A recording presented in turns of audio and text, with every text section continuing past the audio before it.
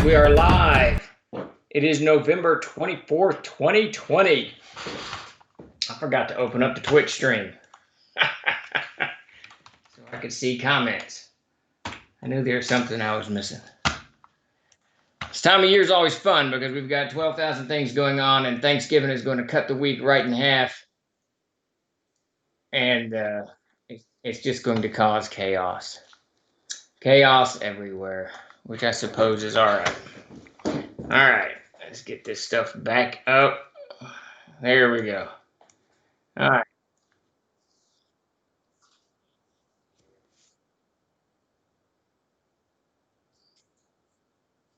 Oh,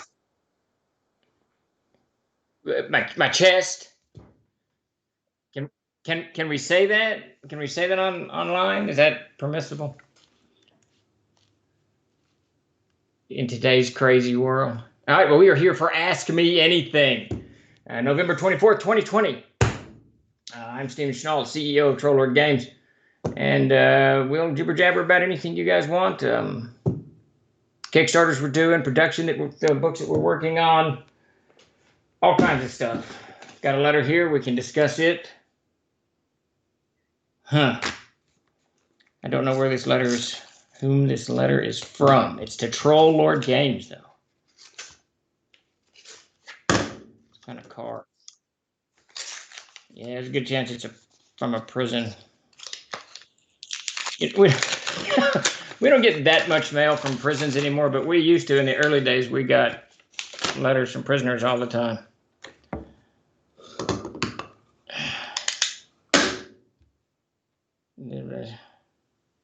Someone just writing a thank you letter. Well, now that's cool. That's something you don't see anymore.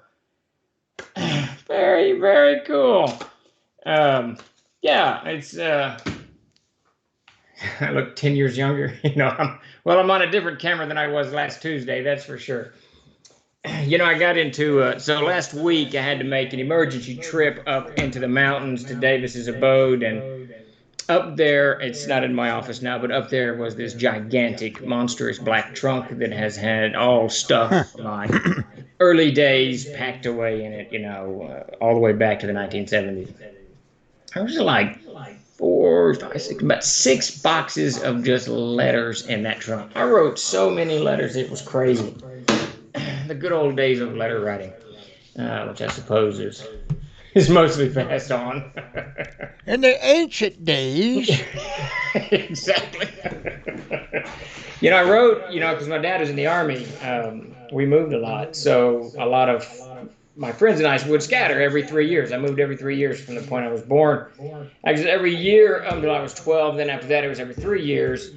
So I'd get a group of friends, and then we'd scatter across the planet, and then we would write letters. And some of these people, like Lizette Arroyo, was a friend of mine back in 1976, and we wrote letters up through the 80s, into like 83 or 84, which is pretty amazing, actually.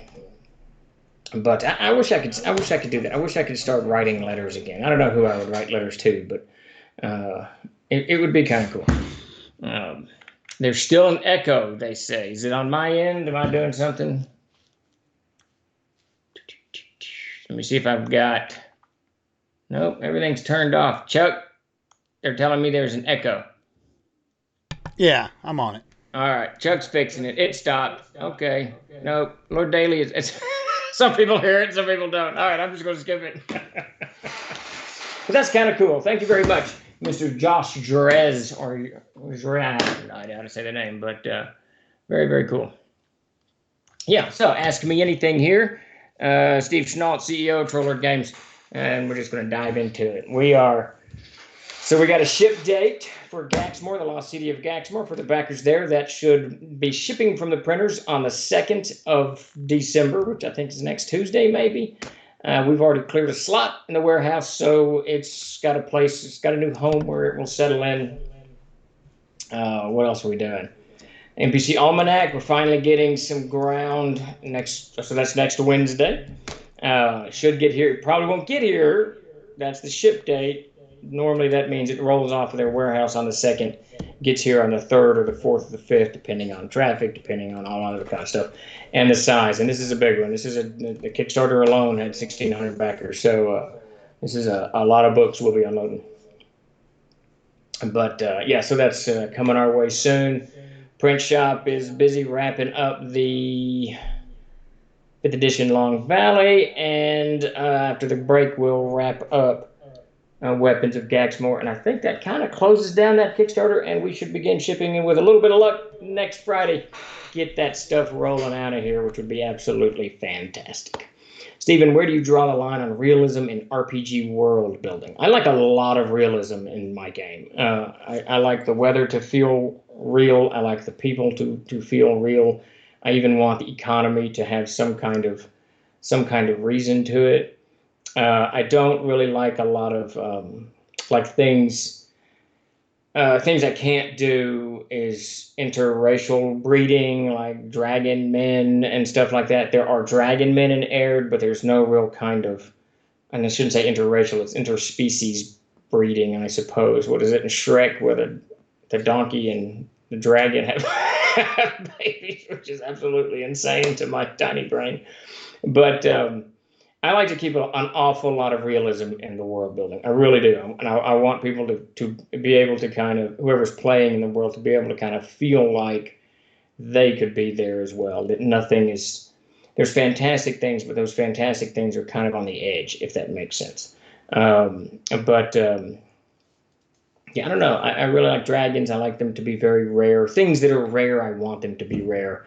In the world of Air, there's no like centaur civilizations. There's no minotaur civilizations.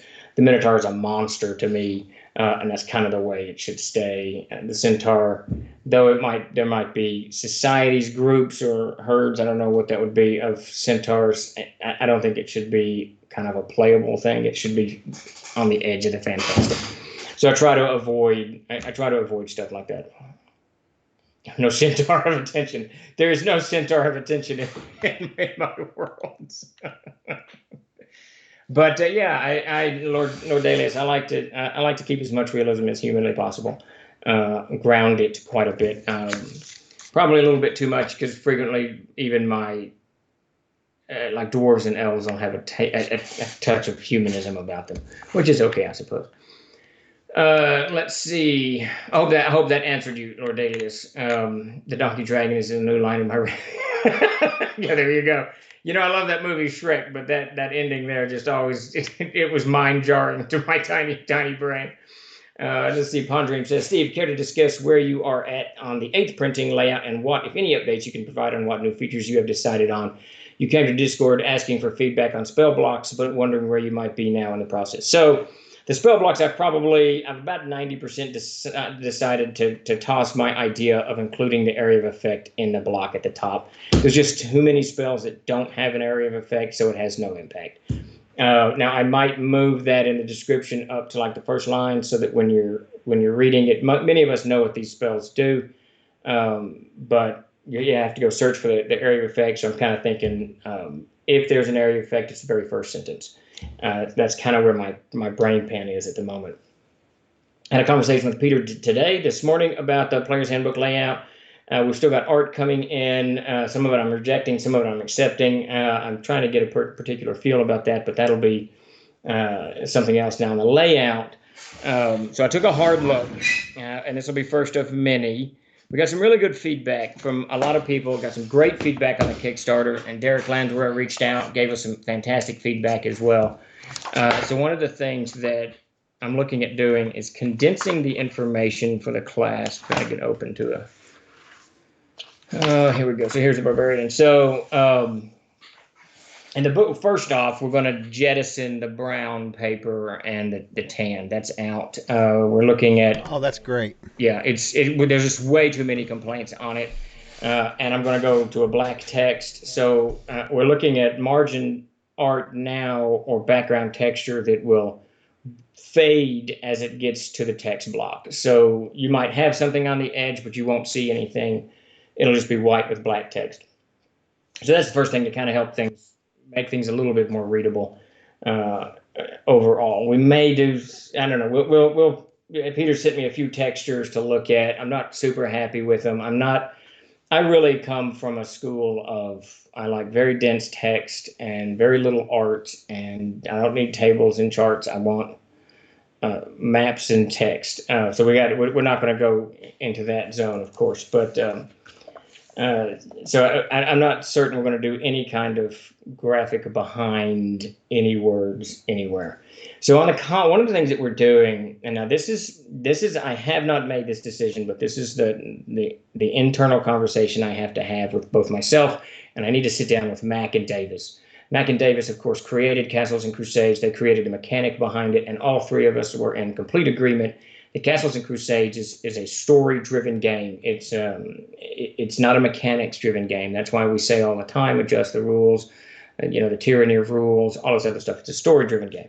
So the reason that when we introduce classes, the reason that each class has 5 to 6 paragraphs describing that in a literary fashion is that's the tone that we want to establish for the players and the game masters, the CK. With that said, what I'm toying with right now is moving the abilities and the stats, just the mechanics out of stuff, to the front. So it would say like a barbarian, what is it, constitution, so barbarian, constitution, and then maybe the table right there. So you can immediately see, like, and we're going to condense things. So first off, like if you got your players' handbooks in front of you, I'll try to hold this up. I can't ever do this well.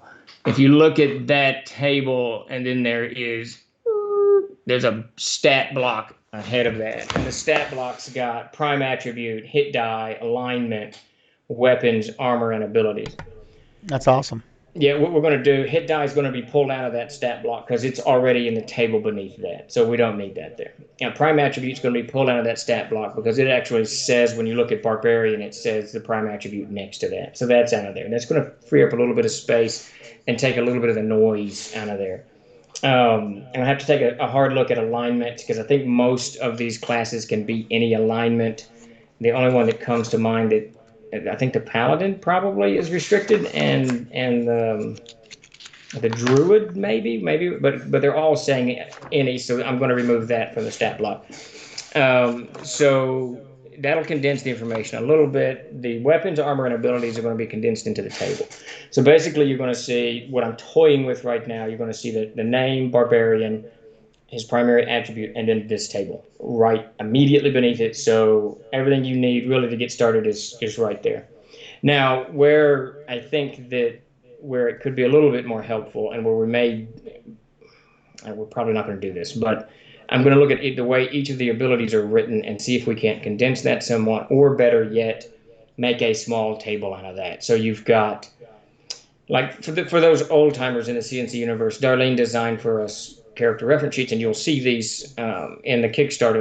They'll actually become our CRSs here in the future. But she took each of the abilities that a class gets and condensed it into a very tiny block. And I'm thinking of pulling that block off the character reference sheets and putting it here. So the same information is going to be here. Nothing's going to change in that. It's just going to be, I want the information to be much more readily available. Is that the right word? Much more easier to access. So that's kind of where I am right now. And Peter is supposed to start throwing stuff to me, and the overall layout will actually appear in the CKG first, the white text and all of that. So all of that stuff has to actually be done relatively quickly. And I'm not an indecisive person. So what did President Bush say? I am the decider. So I'll make a decision, relatively quickly.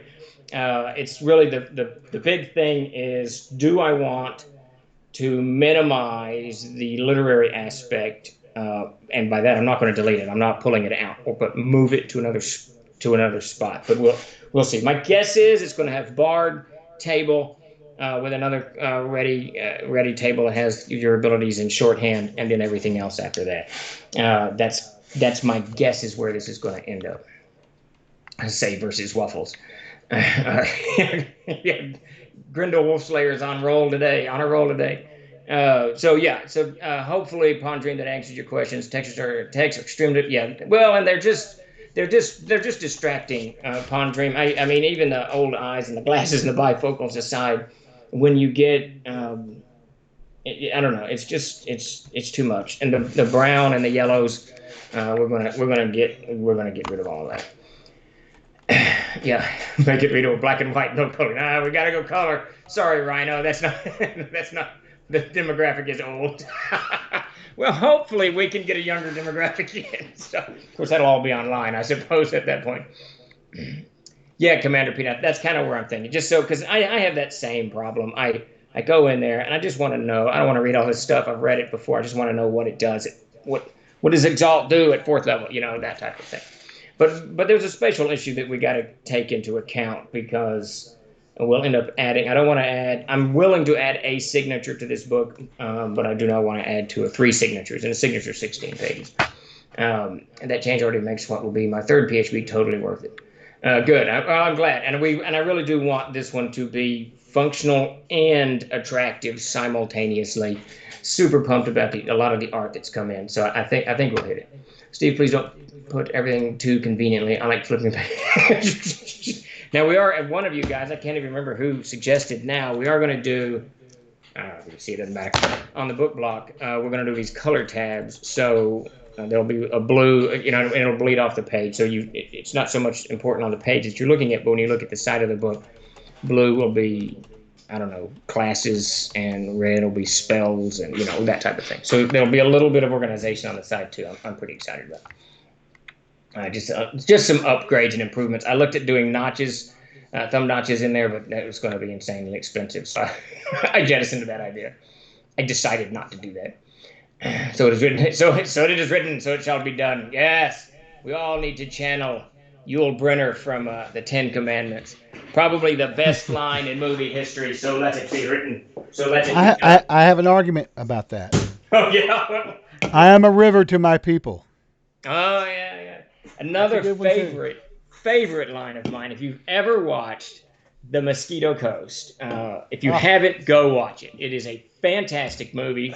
Harrison Ford kind of goes nuts, and he goes down to Belize and tries to create a perfect society with him and his family.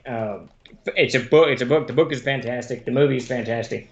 But in that movie, there's a whole tense scene, and this mosquito stings him at one point. And he smacks them, and then his character's becoming ever more insane. And he smacks the mosquito, and he turns to his son, and there's blood on Harrison Ford's his character's name, Allie. There's blood on Allie's fingers, and he said, "That's not his blood. That's my blood."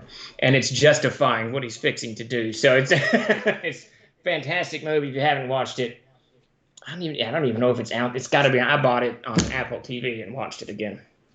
Good stuff.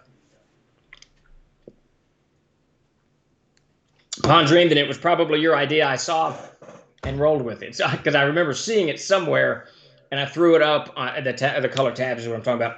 I threw it over to Peter and said, "Hey, can we do this?" And he's like, "Yeah, that's easy to do." So that's that will be done. So let that be written. That will be done. Yeah, so I'm pretty actually excited about it. I'm a little nervous because the art's coming in slower than I anticipated, and we're running out of players' handbooks. And we cannot be out of the player's handbook. I'm a little bit pensive about the PH going forward. We're already out of the CKG. I've got, I think, 5 left, and that's a major pillar of the line, and its feet are knocked out from under it. So, and I got to get back on top of that. I know DM Samuel's working on it. So, and Max finished his end, but it's all crazy. There's just too much going on over here, which is good. I remember when there wasn't enough going on. So we're super excited about the more work we got, the better, the happier we are. But yeah, I'm super jazzed on the player's handbook going forward. Losing the yellow is probably going to be my favorite because I'm not a big fan of tans and browns and yellows. It's not pleasing. Red's okay. Anyway, so any other questions? Throw them at me. About anything RPG rated, Kickstarters, industry, whatever's going on, blah, blah, blah. I'll do my best to tackle it where we are on various projects. So the thing we're working on, we're shifting. Oh, well, we've got a question here. I'm playing an Arcane Archer in our new campaign. Can you talk about how how you work the identity ability, instantaneous, any limits on times per day. How do you run it? All right, so I'll have to familiarize myself real quick. I think I wrote the Archer. I can't remember if I wrote that one. So I can tell you this. Wait, the identity. I don't see an identity ability. Identify. I'm an idiot. Blah, blah, blah.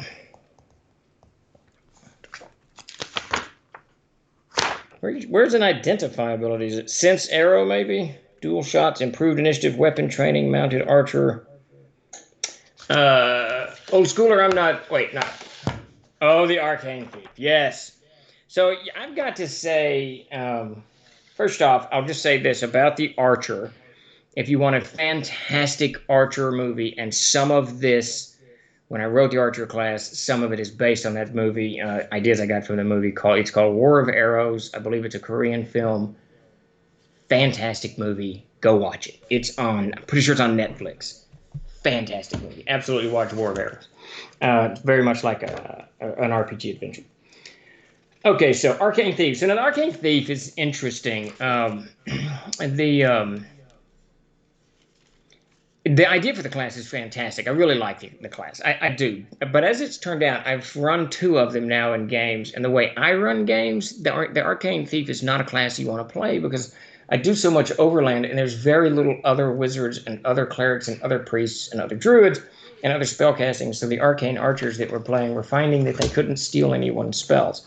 For those who don't know, the concept behind the Arcane Thief, not Arcane Archer, the Arcane Thief, is that they actually steal spells from other casters. And then they can scribe them in their book and they can have them that way and then cast them. The concept's really cool and it works in that type of adventure where there's others. But I had to actually expand their thieves or their spell stealing ability to monster abilities so that the guy playing it, as Mac was playing it, and could actually get something out of it. So Yeah, in the game I run on Tuesdays, I've got a guy that plays one, and we've kind of done some stuff like that. When he runs across like, ancient magic or artifacts or just right. whatever, he'll steal some of that knowledge and it'll allow him to do. I don't want to say it's like rune magic, but alternate types of spell casting, I guess is the way to put it. Just different. Make the class unique as much as possible. Right, and it gives them a just more latitude for what Yeah. they can do. Because if you're a CK and you're running games and don't have a lot of spellcasters, the Arcane Thief is going to suffer grievously. He's never Yep. going to get to steal anything.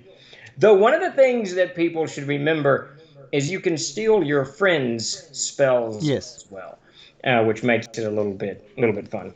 All right, so what do we got here? Let me give you 30 seconds to read this. Arcane Thieves possess great knowledge of magic items and their powers. An Arcane Thief can identify the abilities of a magic item as a spell of the same name. Upon a successful intelligence check, the Arcane Thief successfully identifies the magic item as if the spell were cast. The only difference is that the Arcane Thief does not suffer any ill effects, if any, caused because no spell is actually cast.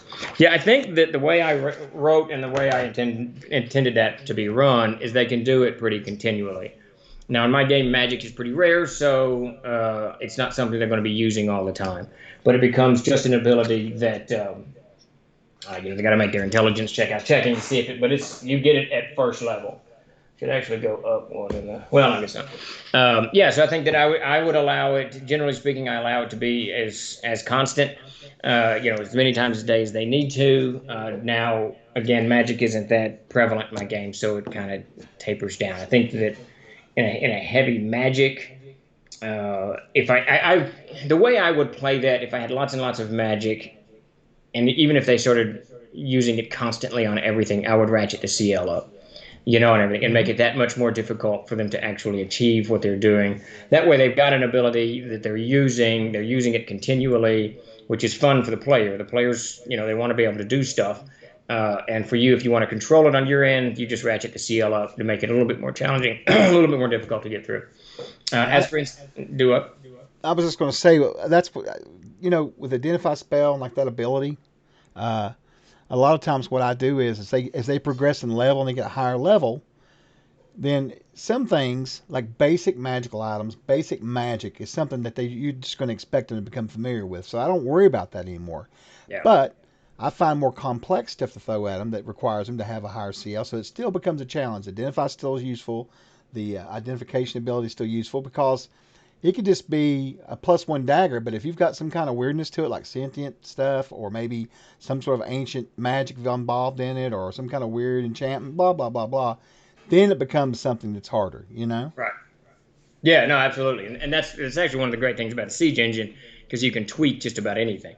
As for instantaneous, I almost never make things like that instantaneous. I have, we'll role play a few minutes out where they've got to study it and, contemplate this and learn of its lines and its make. And in this kind of way, you can develop that idea that they can learn, well, this smith is from the city of, Dugusalan. This smith is from the city of whatever. So your players can actually develop this kind of depth of knowledge about items. So it is rare when I do information stuff. I'm so long-winded anyways, so it's rare that anything comes out instantaneous. I like a lot of give and take too between the players, and if you do that, your players will start asking more questions and wanting to know more information. It's just good stuff. Let's see. Any more Outstrike adventures in the works? Recently received 3 boxes. Yes, I am working on the next one. I don't know what it is. Is it A17? 12? 17, I believe. Is it 12? So there's 5. So it's 12, 17. It's 18. I don't know. 7. I don't know. Whatever. Oh. Yes, it's the next one. Level 6 of Outstrike. I've written about half of it, and Peter has the map. Obviously, all these projects have kind of derailed that. We're hoping to have all of this stuff wrapped up by the new year. I'm talking Starship Warden, the NPC Almanac, CKG, Player's Handbook, M&T of A. I want them. Chuck's over there having a heart attack. I want them off my desk, basically, is what that means. Is that so that all the editors are at work, all the artists are at work, everybody's doing it. So I really, really want by January us to be diving into the Planescapes. And Outstrike is tied into that whole Planescape stuff. So I'm hoping one every 2 months. That would be ideal. But the way that actually works is, so I create the level, design it, and this is what I want, this is what I don't want, and I send those notes to Peter, and there's huge blank swaths in it. And I said, no, I just want you to fill those swaths on whatever you want. And then he goes in and does all kinds of creative stuff. And then I'll go back in and write stuff about some of the stuff that he's created. It's one of those kind of, is organic the right word? But Peter Bradley and I have to actually work together on Outstrike. So we both have to have our desks and headspaces clear. On a related question to identifying things, how do you handle potion identification? I find that players are often afraid to use unknown potions. It's not practical to cast Identify on every potion they find. Yeah, potions are, it's one of those magic items I don't care for. I don't know why. They were hugely prevalent in AD&D, so they certainly were part of my, gaming history. But I'm just not a huge fan of them. I don't know why. But I'll kind of make them, they go through the whole tasting thing. They go ahead and put their finger in, do the taste, try to figure out what it is. And then I'll give them like just a description of, you're feeling light as a feather. You feel better, whatever. And then just from that, they kind of hopefully intimate what's going on. Now, I do have, this is a standard rule I have in my game I've used forever. And I allow the players to choose. If you want me to tell you what the item is, I'll tell you what it is, but I reduce it by 10%, the experience points by 10%. So if it's worth 1,000 experience points, I tell you what it is, you get 900. That's it. And then we can we just work our way around.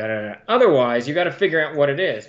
And it depends on the group that I'm running. Nowadays, my Thursday group, my regulars that we've been gaming since the 80s, they're like, just knock off the experience. We don't figure this out. But I'm running this game for my 2 sons and 2 nephews, and they want to figure everything out. They spent, 20 minutes of game time figuring out a shield of bashing the other day. Pete took about 9 points of damage while they were figuring it out. It was really kind of funny. Let's see. We kind of agreed that I would need to spend some time with an item to unlock all of its secrets. The more rare the item, the longer I'll have to spend with it, kind of seeking. Yeah, that's exactly the way I do it. And it just makes it more fun, and it makes the item a little bit more interesting as well. Any more? I got that one. If you make Identify easy to cast and having to spend extra time with an item to fully understand its properties makes good sense. Yeah, it's just good role playing too, and it's a good way for the CK to get any kind of story elements out if they want to give extra things to the item, a background, a history, this NPC used it, whatever. It's A18. There we go. It's just a good idea. Yeah, and I really, Grendel, the A series is.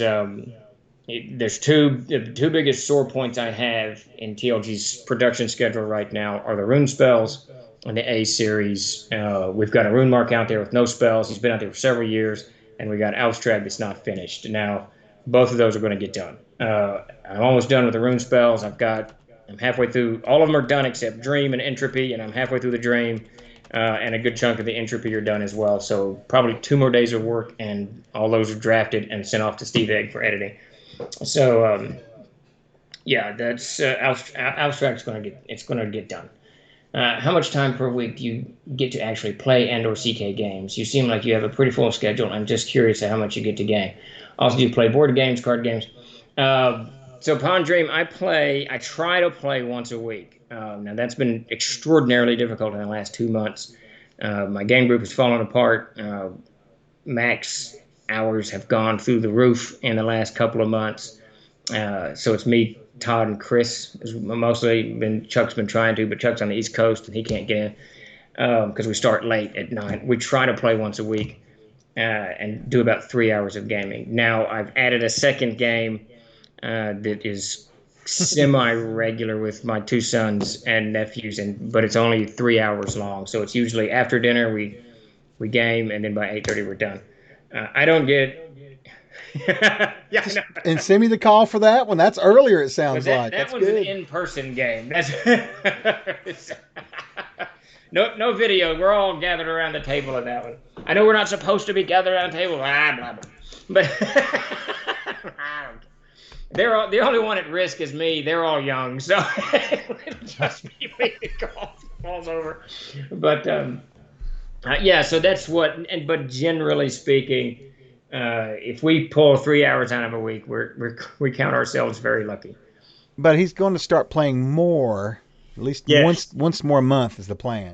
We want to get online. I want to get online and start running at least a monthly game, if not bi-weekly. It's tough though because the TLG schedule is absolutely nuts. And I'm not whatever. It's just nuts. We've got so many books that we're working on, so many projects that we're working on, and then coupled with, we do our own packing and shipping. We don't farm that out. We do our own printing for a good half of the line. We don't farm that out. So there's just all of this stuff, that just isn't running the company and all that business. So I don't get nearly as much time to game as I would want. Now, as for board games, card games, I don't play board games or card games at all. I used to, but I can't remember. I honestly think the last board game I played was with Gary Gygax on his Porsche. It was some kind of Egyptian thing. I don't know what he was playing. I think I played Settlers of Catan once. It's been so long. Now, computer games, I don't generally play computer games. Not that I dislike them. I absolutely love. I used to be a huge Doom 2 guy. I love Doom 2. Great game. And I played GTA 5. I love that game. If I've got time, I will go plop down in front of the Xbox and play GTA 5. Now, I don't really play it. And Pete, my son, played the whole thing, and in like 4 days, he finished all of the missions, and his character has like $23 million and all of this crap. So I just go play his character. Just drive around. So what do you do? Do you drive around and shoot people and run over people? I just drive around. There's like certain neighborhoods that if you go to, you can instantly get into a gunfight. So that's fun. Right. And then I ram police cars all the time because they will kill you in GTA. The police in GTA are insane. A couple things about that. True story. When it came out, I played it for years, and then I stopped playing it. And this was a long time ago. And before they had two-step verification. And then one day, there was a guy live streaming it on Facebook, and Rockstar was on there giving out money to people in the game. I thought, man, I'm going to hop on there and get me some extra money. So I get on there. All my cars are gone. All of them. All the ones I got for Halloween, all the rare ones. $250 million in cash was gone. And I had a bevy of Russian friends all of a sudden. They had got my account and stripped it. I was so upset. I uninstalled it and haven't looked back. Yeah, I'll bet that would be very frustrating. Yeah, I don't play online. What Pete does, he gets on the PC. I get on the Xbox. You should ask him about the RP phenomenon with it. They have servers now where you can download a mod and then you can go on there and RP a profession. Oh They yeah, don't no, put up with any silliness. It's very serious. well, I've seen him do stuff. I mean, I think some of the funniest things I've ever heard is walking by his desk. Now he's college age now, but he's been, GTA came out 5, 6 years ago. But you could walk by his desk and you could hear people yelling at him in foreign languages. It was absolutely fantastic.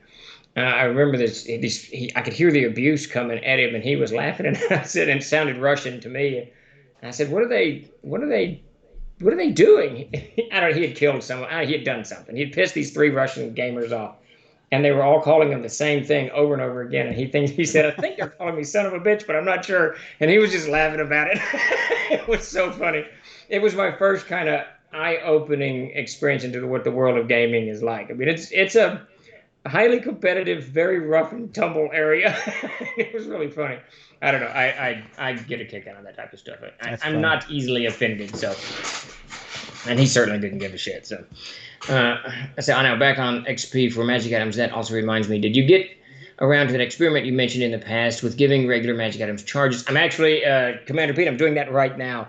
We started a low-level game. We've only played it about 4 times, but they got their first Magic item that had 2 charges in it.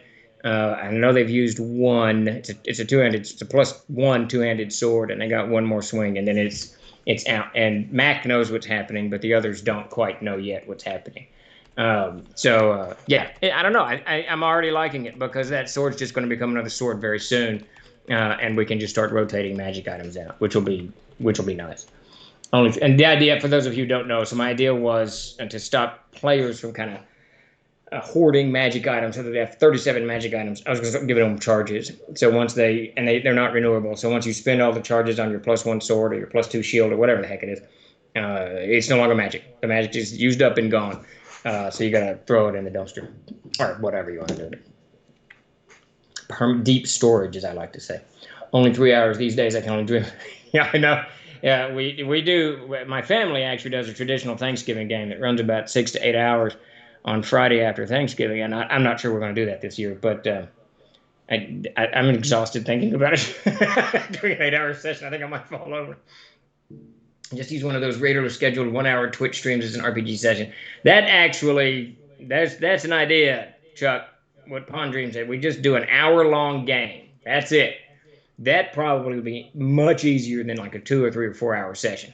Just get in. That's interesting. Yeah, get in, game for an hour. Just do smart, short scenario, not smart.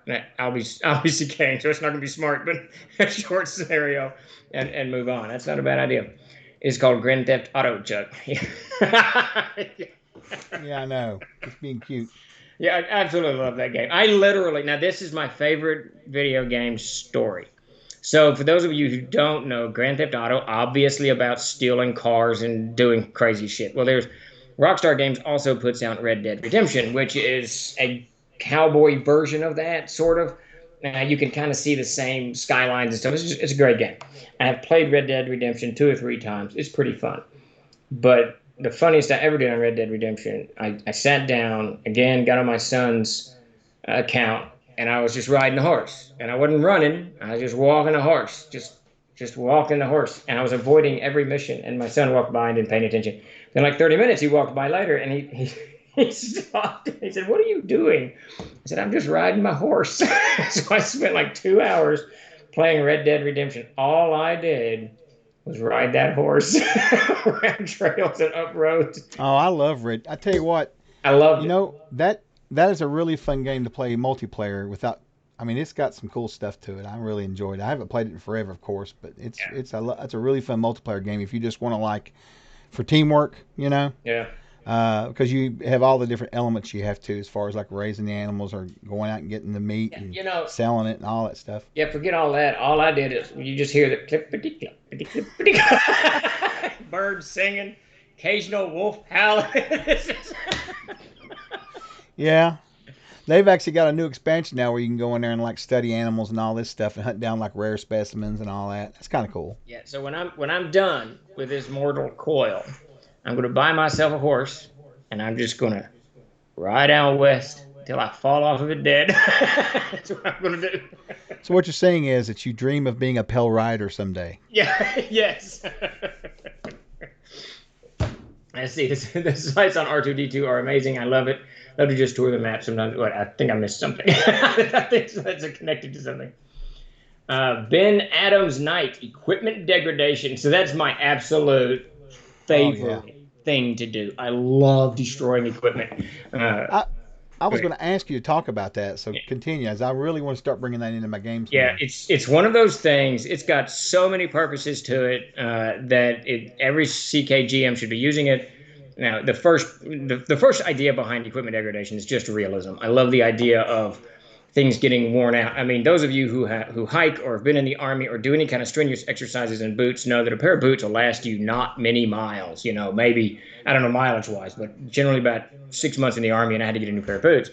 Probably more often for infantrymen, what have you. So stuff just goes away. And if you were to take like shields and helms and stuff, and it's constantly getting banged and hit with axes and maces, it's just going to take, it's just going to take damage. And then you constantly buckle and unbuckle your backpack or whatever. Eventually, the buckles are going to break. We experience this stuff in just everyday life that we do. The equipment degradation actually brings this level of realism to the game that I absolutely love.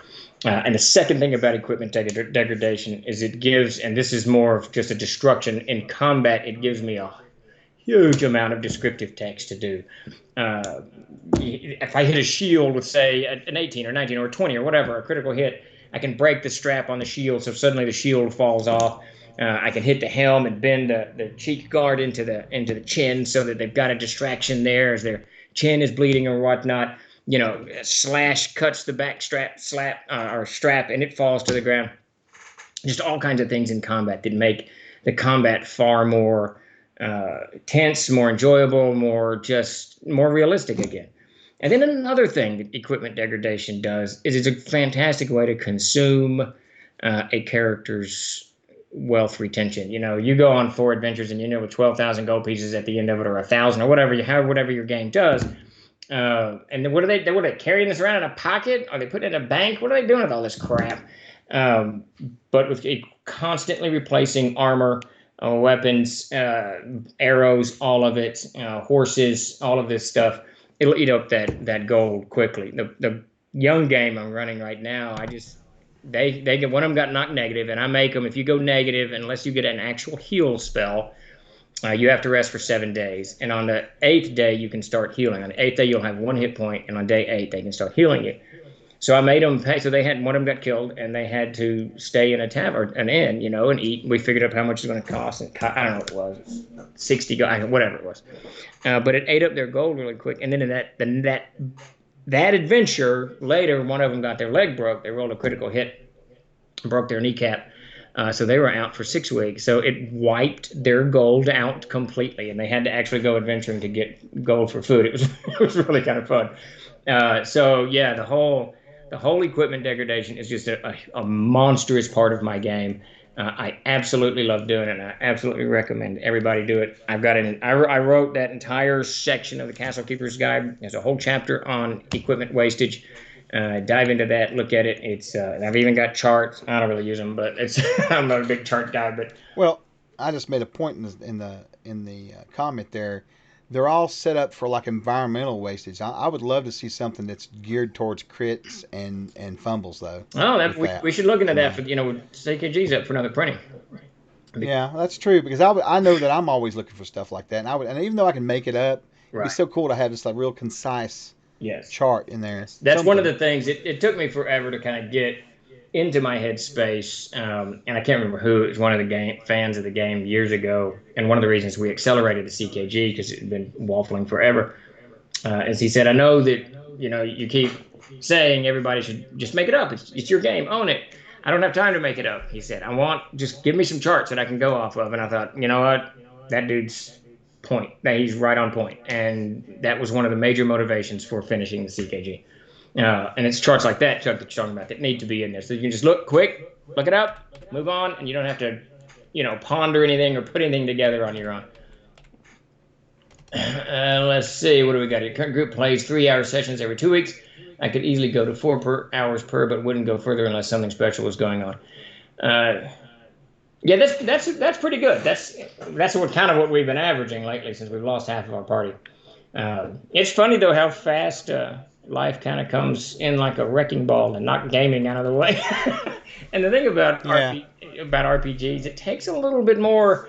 Like I can walk over to the Xbox, I can plop down, turn it on, and just mindlessly drive a car into a wall or around, blow shit up, whatever I'm doing. But to play an RPG, of course, you got to get people together, get all your gear, get your characters, and all this other stuff. Takes a little bit more mental, whatever.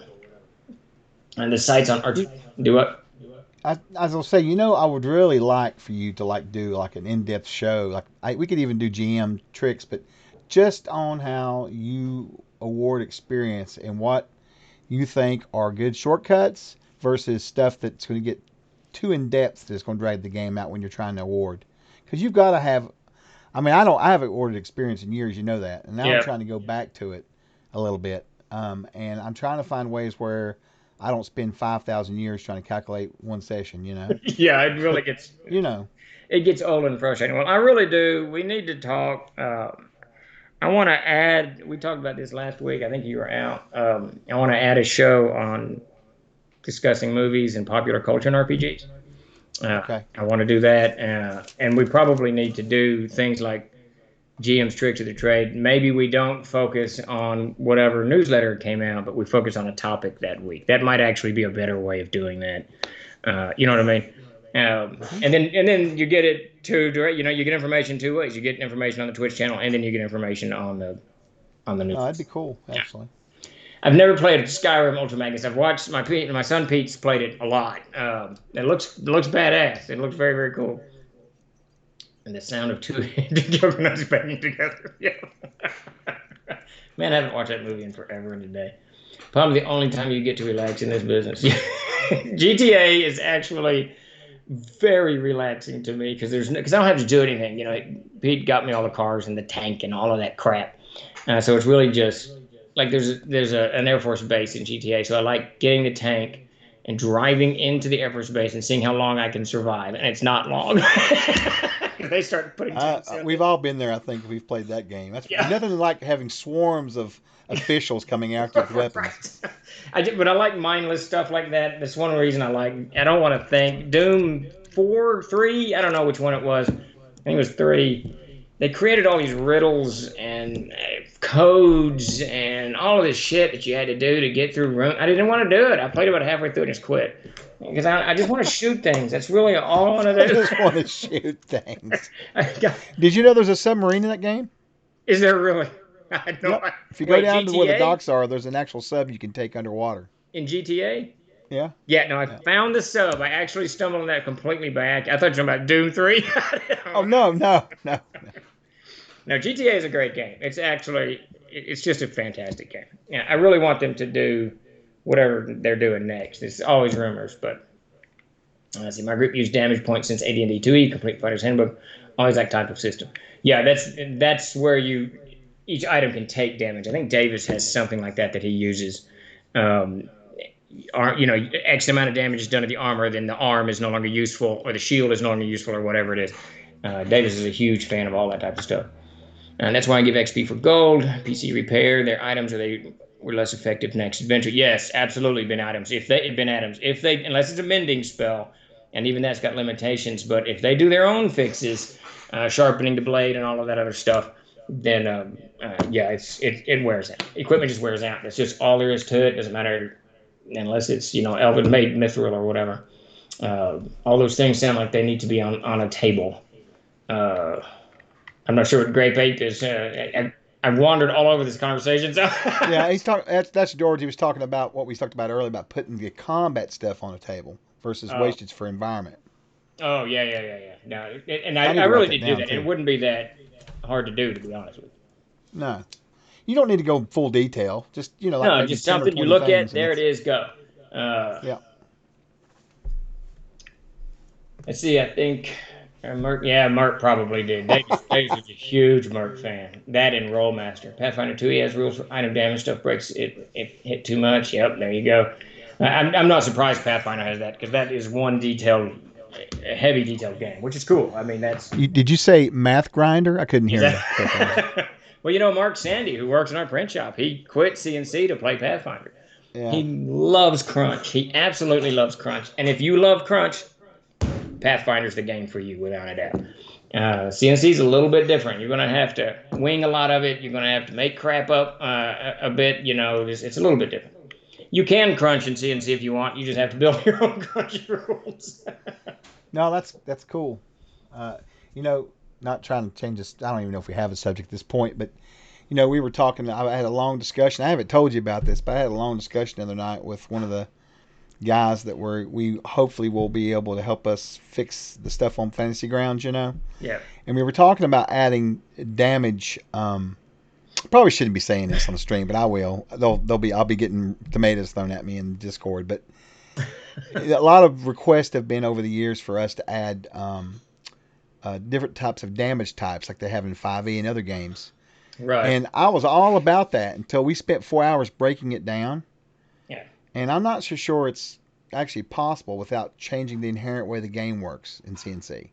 Because even though there's mentionings of it, like take for example skeletons, okay? Yeah. Skeletons are they get double damage or they're resistant to piercing and slashing. Yeah. Well, it names those two damage types in it, right? But that's just more of a theory of the mind type of thing to kind of do on the side. If we start adding that in, we have to add it into everything. Spells, Let me tell you, items, for CNC, that's not going to happen. And there's another. We don't add attributes to monsters, and there's a very specific design reason for that. Because once you do, you can't stop. You're all in. And as for that slashing and piercing, you should be able to figure out as a CK. And if not, go to a book and figure it out on the internet or whatever you use. It's one of those things that we have to balance when we're working on future editions of CNC, not editions, but future printings and iterations of CNC, is that we don't get away from the root, which at the end of the day, it's a story-based RPG where everybody is supposed to be doing this kind of, whatever the story building. The mechanics help drive that. The mechanics give you some kind of framework, but the Siege Engine is loose enough that framework is really, it's really adjustable. You can kind of move in and out of it as much as. And you start getting in this whole ideal. You're not even talking about like a virtual thing, just game systems in general. Right. When you start adopting other systems, you slowly are changing your system to be like that one, and that's not what you want to get. That's a whole other rabbit hole. And I started realizing that. And I was like, and we've talked about how much automation do we want versus other ones. Because you take 5e, lots of automation. You take 2e, tons of automation. Right. Well, there's a very good example. If we added in all the damage types and did all that, it would be a massive amount of automation, which I'm not saying is good or bad, but it would inherently change the game the way it works. Yeah, no, it would be a different game. Bad for CNC, and that's the thing about. Yeah. I've had this conversation countless times since 2005, since the release. What is CNC? And CNC is not, and we're not going to spoon feed the rule book is not going to spoon feed the CK and the players. They're going to have to make up stuff. They're going to have to flesh things out. I've got a guy right now who's rewriting my rune spells, adding more detail and distances and whatever. And that's not that his email was very flattering. It began correctly when he said that the rune spells, I've given up making these super technical. They're obviously supposed to be imaginative and allowing the player to build upon them. And that's exactly the reason they're written the way they are.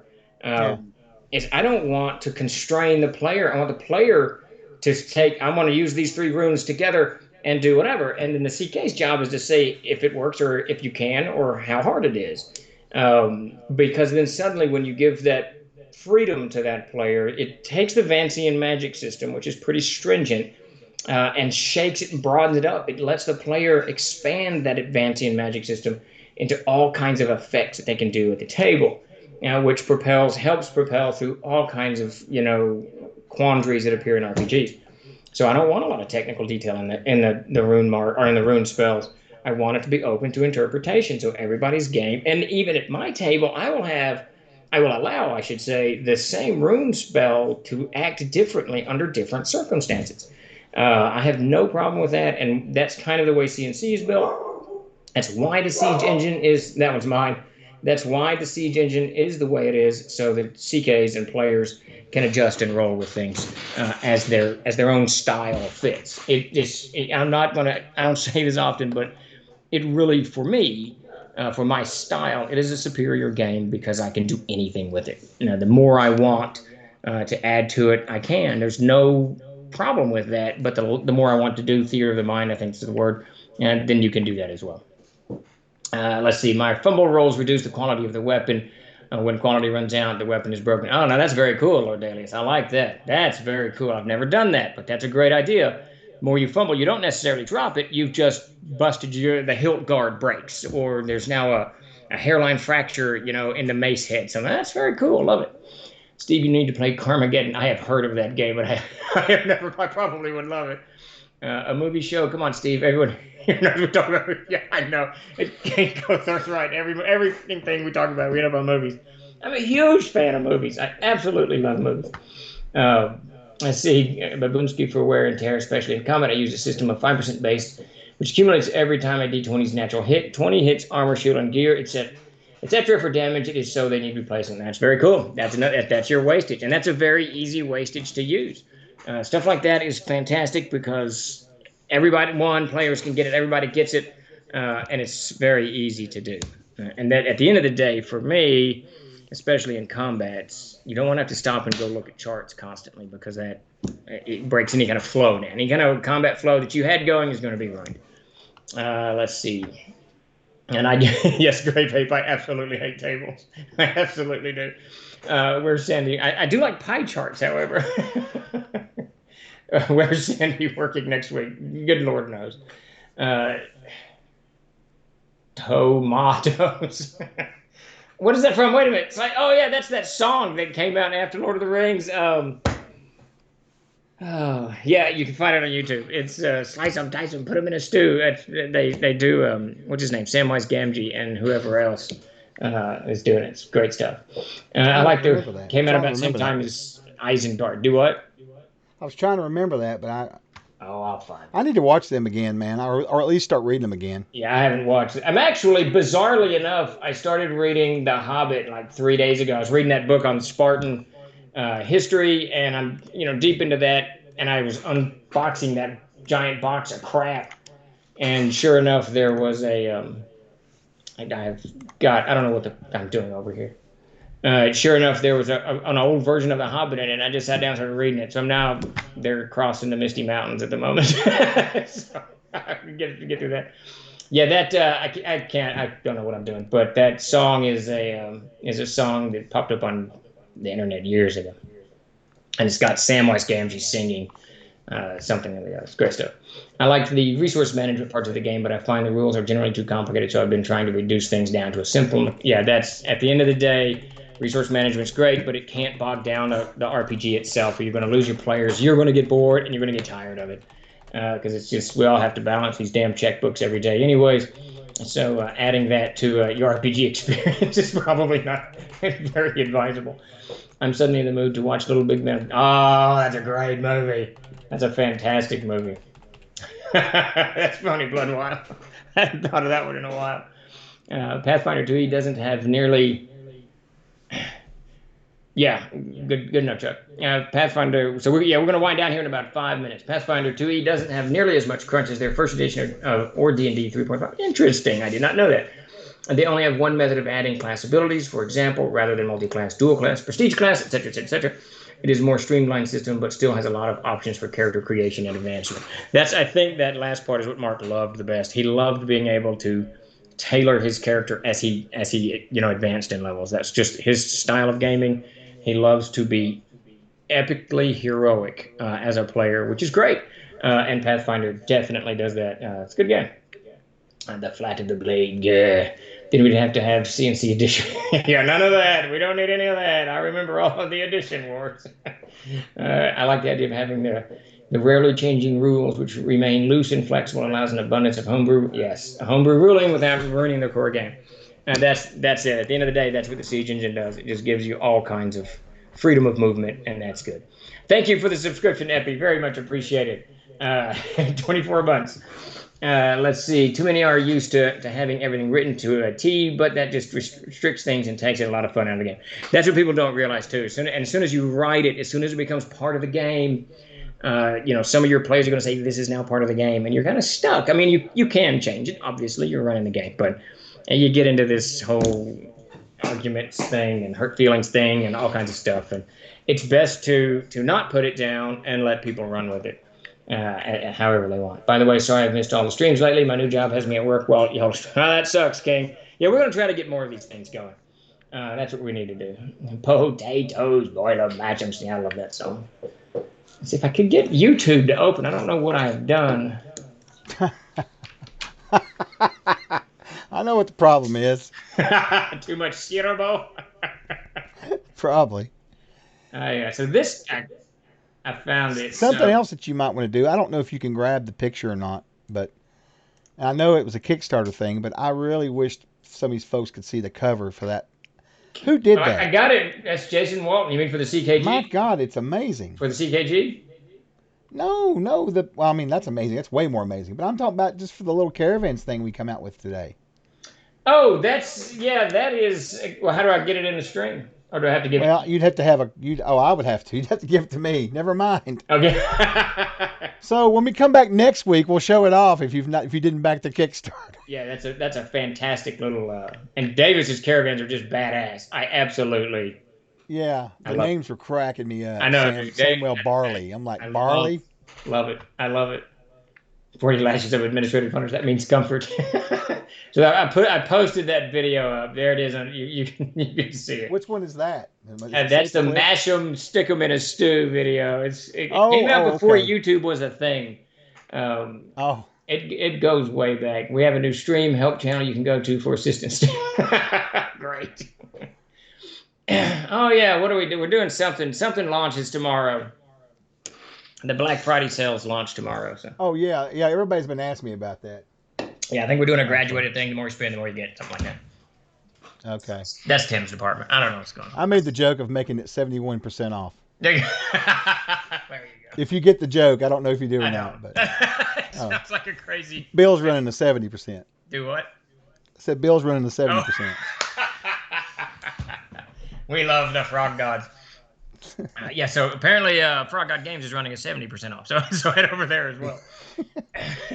I'll plug anybody.